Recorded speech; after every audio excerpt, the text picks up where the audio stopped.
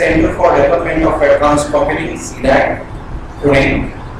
After the US declined as the supercomputer, CDAC designed and delivered Param 8000, India's first supercomputer in 1991, followed by Param 10,000 in 1998. In 1998, the IT Task Force recommended the creation of IITs through public-private partnership. IIT was launched in 2001. On this IIT model, 5 years of its inception, after the inception, IIT emerged as one of the largest and perhaps the best IITs. ETH, Education to Home, by which Dr. Becker is known nowadays. ETH is an acronym for Education to Home, for bringing education to millions of learners, transcending the barriers of geographies, economic needs, economic labels, languages. The underlying theme behind ETH is freedom to learn wherever you are. ETH leverages the power of information and communication technologies, ICT as we call it, to achieve its mission. The theme freedom, we talk about freedom. Freedom has been extended here and covers freedom to learn. What do you mean by freedom? Freedom to learn, freedom to innovate, freedom to develop, and freedom to operate. So all of these have been embedded into the principles of ETH. ETH is about freedom and it is expressed in its creation, organization, culture, and its empowerment process. Now, there is a difference with the other professionals in IT and other achievers in the IT science area. Okay, if we illustrate Dr. Becker's case, synthesis of science and spirituality. He is founder and chancellor of India International Multiplicity. Now this concept is really very interesting. Multiplicity believes it is possible to enter all the 6 opulences to one's life, namely one of the opulences of our life. So success, prosperity, righteousness, generosity, knowledge, and detachment through integral education based on the synthesis of science, spirituality, and culture. He is an author. He has authored many things. Author and edited 11 books and 80 research papers on different topics. I still remember using the book written by him on distributed control systems, co-authored with GITPRO. He has held many positions, many prestigious positions. I just name a few: member of Scientific Advisory Committee of the Cabinet of Government of India, member of Burning Council of CSIR, member of several IT task force constituted by Prime Minister in 1998 to propel India as IT superpower. Founder Chancellor of Indian International Multi-University, as I say, Chairman of the ETH Research Lab, Chief Mentor and Chairman of the Board of Management of International Institute of Information Technology, as I mentioned, Chairman of E-Governance Committee of Government of Maharashtra and Government of Goa as well, and many, many more. Awards, my God, he has got a number of awards, social awards, around 15. Just to mention a few: Guruvaya Title, Puraskar, Philosopher Center, Shri Dhaneshwar Bharat Peace Award, Vidarbha Kesari, Vishalaji Vinyan Sivashri Puraskar, Vinyan Ratna Award, and then it's a big list with me. And he has got science and technology awards as well. I mean, around 30 awards here I can see. Okay, he is ACM Fellow Award and CIPCS Foundation Lecture Award. So there is a really very big list. So this is really aimless as his achievements are. So now I now invite Srimati Anjali Mishra to welcome Dr. Becker with flowers. Anjali Mishra, please.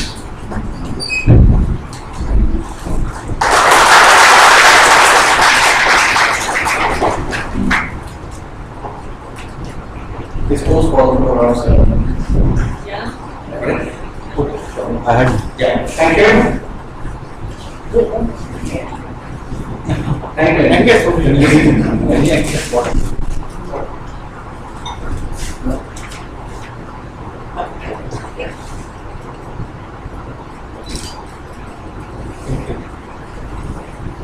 Yes. May I now request Padma Shri Dr. Becker to address us and enlighten us with his knowledge and wisdom. Dr. Becker, thank you.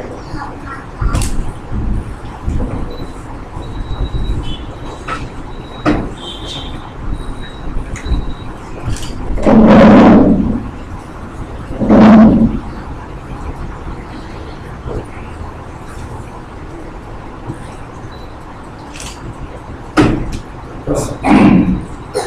evening to all of you, and my very special thanks for Prashant for very gracious, long introduction which I really don't deserve on such occasions. I couldn't do that. Core committee, core team which is driving the GITPRO initiative in the city of Pune. Mr. Ravindra Gopre, I think they funded this in that, really more than me. And of course, entire team which is driving this initiative, many people will join, hopefully so. I think that's our early and really came to me, and we had some interactions with the team. The name, the GITPRO, the Global Indian Technology Professionals Association, really struck me because it's really interesting. Those of you who are engaged in research, particularly research, and certain explorations, a similar idea occurs to many people at the same time. This has happened in science, this has happened in many discoveries, this has happened in mathematics. What do you realize? You think that you arrived at an idea, and it's a very unique idea. But on the globe, on the humanity of 7 billion people, or many other, if you will be engaged in exploration, but the same idea occurs. It may occur somewhere in Russia, it may occur in Finland, it may occur in some different places, it may occur in the same place, in the same city, to different people. Now this GITPRO idea, I think Mr. Kashina, they are very here, representing Vidyan Science India movement, which is a really more of a Swadeshi movement started with the Science India movement. I speak about it. At the same time, when Mr. Kandera, I think, sitting in the US, was thinking of this idea that there should be a platform for technology professionals, we also had, at the same time, in 2009, that we should have a global platform, a platform for global Indians, research scientists and some kind of technologists or technocrats, because there is a difference between technologists and technocrats. And we are here in the very city of Pune that we should create a platform, what is called just global and what is global Indian scientists and technocrats. So we call it foundation, earlier forum. For one reason is that Maharashtra at that time was just celebrated Golden Jubilee, and many states, like Gujarat, Goa, so many states were formed at the same time.